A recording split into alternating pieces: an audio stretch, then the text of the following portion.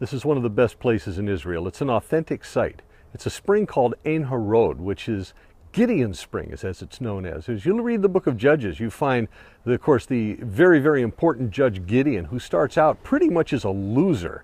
A guy who says he's the least in his clan, and this clan is the least in his tribe, and the guy just doesn't know what to do.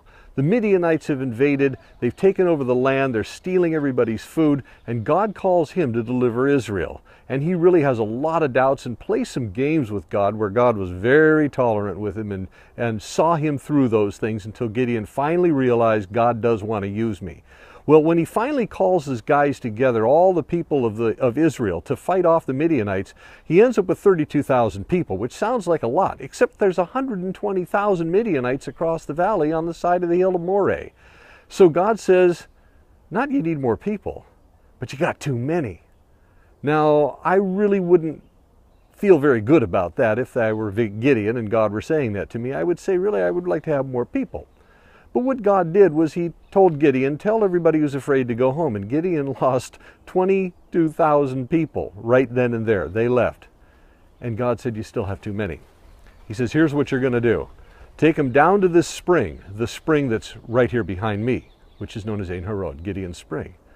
And just have them take a drink. And the ones that get down and on all fours and stick their face in the water and lap like a dog, send them home.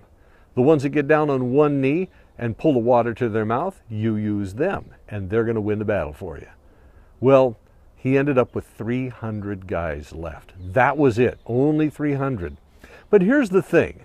I've heard sermon after sermon all my life about this subject, about Gideon and this miraculous war that he fought and won against the Midianites, with 300 guys against 120,000 on the hill of Moreh. That you've heard that the 300 were the elite because they'd get down on one knee and they would pull the water to their mouth and they were always alert. But God doesn't win wars with the elite.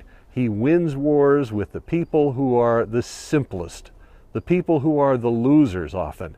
And it's very possible that the men who had to get down on one knee only did so, bringing the water to their mouth, because they couldn't get down and lap like a dog. They were just too crippled, they were just too hurt, too halt, too fat, whatever the case may be. Because God won the battle by putting these guys up on the hill, having them blow a shofar and wave some torches around in the air. The Midianites killed each other. God did the whole thing. Well, that's the victory, and I just wanted to tell you that if you say, man, I can't serve the Lord, God can't do anything through me, there's not enough of me to go around and look at me. I'm too crippled, I'm too fat, I'm too out of shape, spiritually I'm halted in some way. Take a look at Gideon. Take a look at his men. See what God accomplished through them. Wow. Gideon's spring, right behind me. This is the source of the water. The water course has changed over the centuries, but this is the source of the spring where Gideon sorted out his men. God bless you. Have a great one.